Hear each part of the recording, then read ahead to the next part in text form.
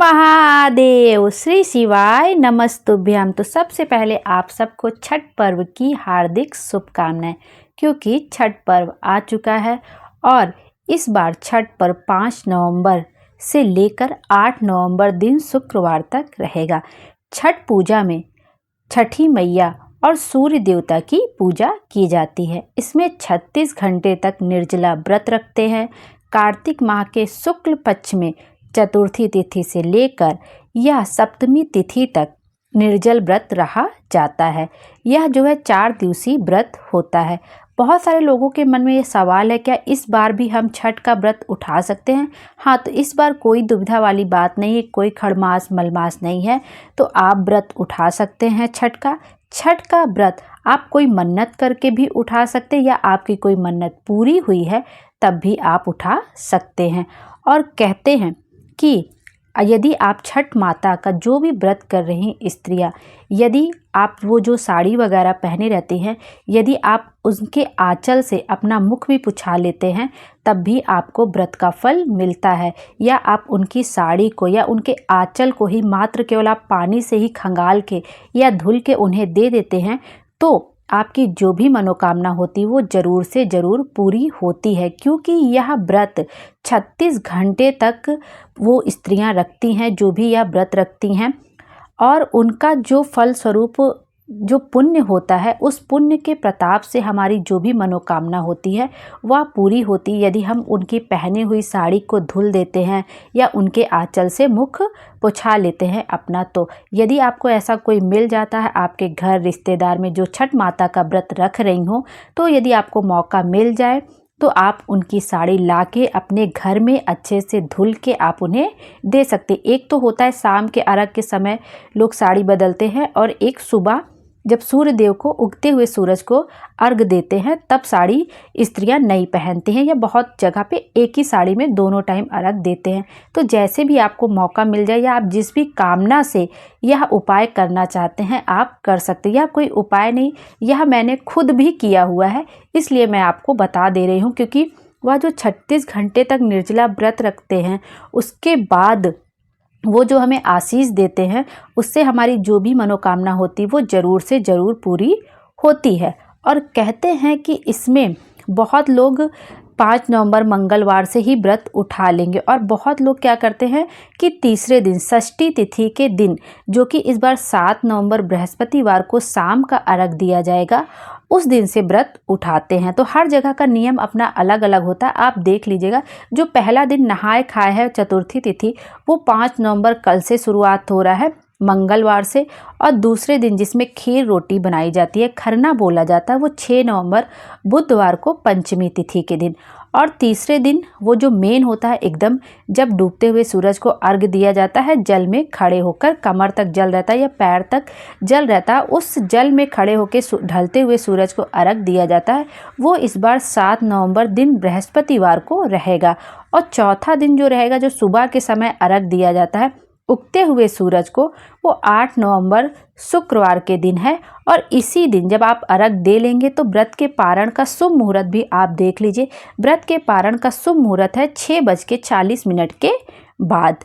तो आपको यदि मौका मिल जाए तो आपको उनकी साड़ी एक बार ज़रूर से ज़रूर धुलनी चाहिए, जो व्रती महिलाएं रहती है, या उनके आंचल से अपना मुख ही पुछा लेना चाहिए। और यदि आप सुहागन हैं तो ज़रूर ही उनके हाथ से, जो व्रती महिलाएं उनसे नाक से सिंदूर लगाते हैं वो लोग, और माथे तक सिंदूर पूरा मांग तक भरते हैं, तो ज़रूर आपको अपने मांग में भरवाना चाहिए अखंड सुहाग के लिए। तो ये सारी चीज़ें हो गई महाछठ पर्व की। और ये हम सबको ही पता है कि इसमें सूर्य देवता की पूजा की जाती है, छठी मैया की पूजा की जाती है।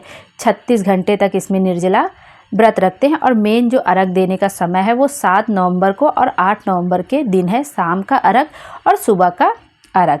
और अब इसमें क्या है, ये जो छठ माता का व्रत होता है वो बच्चों के लिए ही, संतान प्राप्ति के लिए ज़्यादातर स्त्रियां करती हैं। जिनको संतान नहीं हो रही होती वो छठी माता के व्रत करती हैं और उनको संतान प्राप्ति होती है। इस व्रत को करने से संतान की लंबी आयु का वरदान मिलता है। तो इसलिए भी छठी माता का व्रत किया जाता है। जिनको संतान नहीं होता है वो मन्नत करके भी अपना व्रत उठाते हैं, या जैसे जो व्रती महिलाएं हैं उनसे आप अपनी मन्नत कह भी सकते हैं, छठी माता से अपनी मन्नत कह सकते हैं कि जब मेरी मन्नत पूरी हो जाएगी तो मैं 1 सूप 2 सूप जोड़ा के साथ सूप में मतलब बहुत सारी चीज़ें रखी जाती, सब तरह के फल रहते हैं, ठेकुआ रहता है, तो बहुत सारा चीज़ रहता है। तो आप उनको पैसा भी दे सकते हैं जब आपकी मनोकामना पूरी हो जाए सूप चढ़ाने का, तो वो अपने हिसाब से सामान लेके सूप भर के वो छठी मैया को समर्पित कर देंगे जब छठ माता का अगले साल पर्व आएगा। तो इस तरह से भी यह किया जाता है कि हम अपनी मन्नत कैसे कैसे पूरी कर सकते हैं, क्योंकि छठ माता से की गई जो भी मन्नत होती है वो ज़रूर से ज़रूर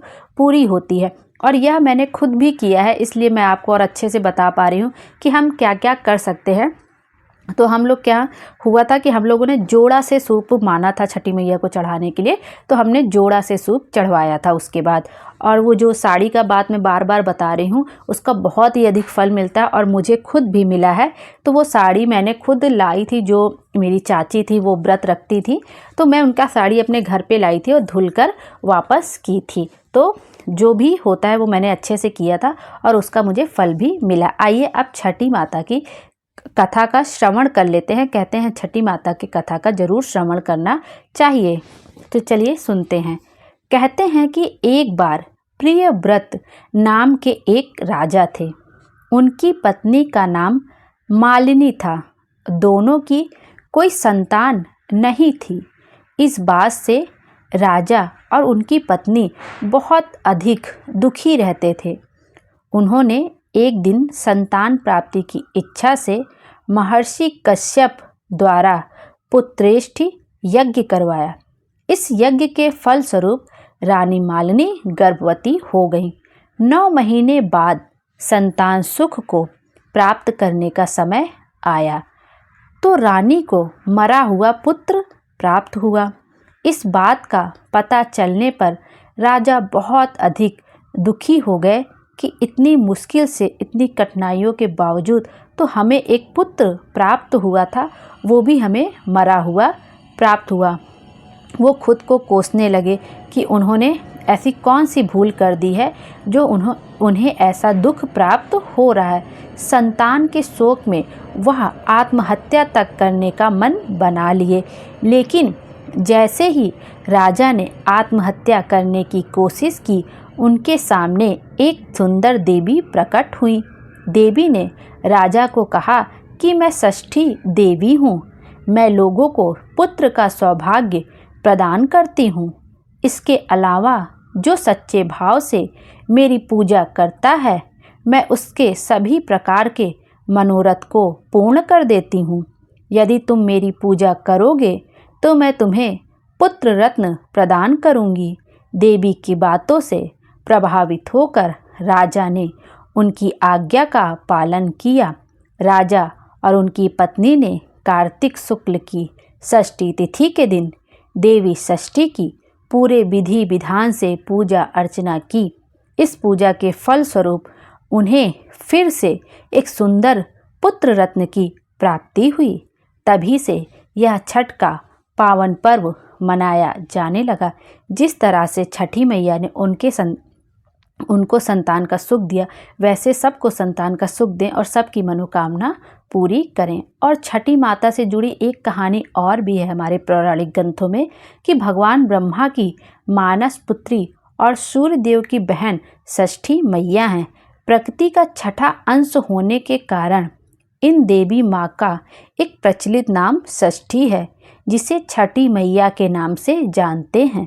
कहते हैं पुराणों के अनुसार लंका पर विजय पाने के बाद राम राज्य के स्थापना के दिन कार्तिक शुक्ल षष्ठी को छठ व्रत किया और सप्तमी शाम को सूर्योदय के वक्त उन्होंने पूजा की। सूर्यपुत्र कर्ण प्रतिदिन घंटों कमर तक पानी में खड़े होकर सूर्य को अर्घ्य देते थे।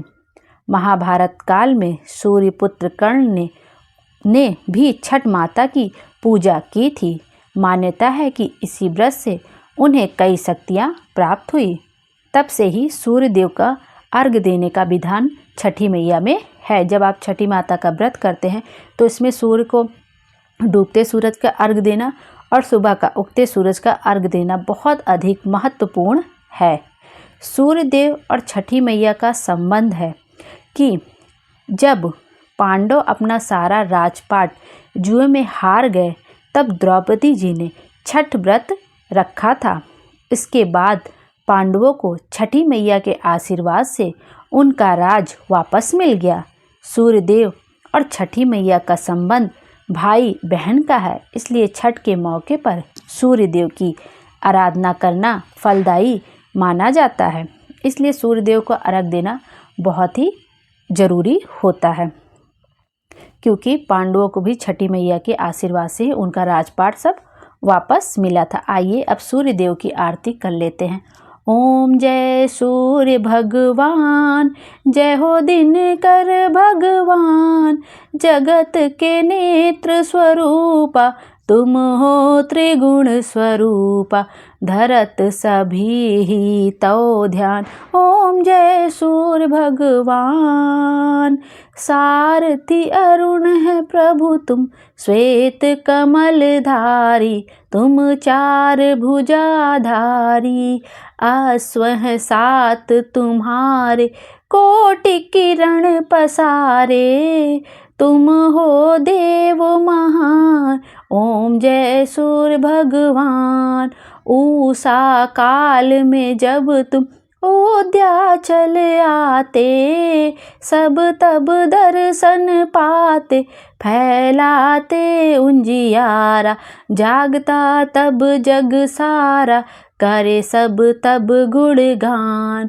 ओम जय सूर्य भगवान, संध्या में भुवनेश्वर अस्ताचल जाते, गोधन तब घर जाते, गोधुली बेला में हर घर हर आंगन में होता महिमा गान। ओम जय सूर्य भगवान, देव दनुज नर नारी, ऋषि मुनवर भजते, आदित्य हृदय जपते, स्रोत ये मंगलकारी, इसकी है रचना न्यारी, देना जीवन दान।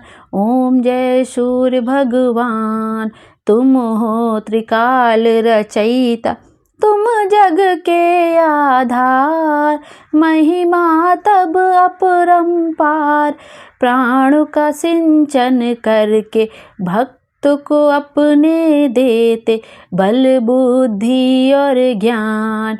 ओम जय सूर्य भगवान, भूचल जलचर खेचर, सबके हो प्राण तुम्ही, सब जीवों के प्राण तुम्ही, वेद पुराण बखाने, सब धर्म सभी तुम्हें माने, तुम ही सर्वशक्तिमान।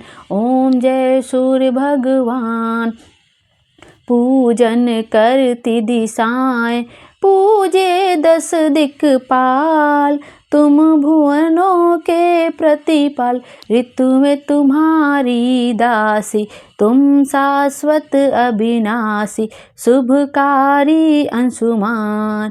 ओम जय सूर्य भगवान, ओम जय सूर्य भगवान, जय हो दिनकर भगवान, जगत के नेत्र स्वरूपा, तुम हो त्रिगुण स्वरूपा, धरत सभी हैं तो ध्यान। ओम जय सूर्य भगवान, ओम जय सूर्य भगवान।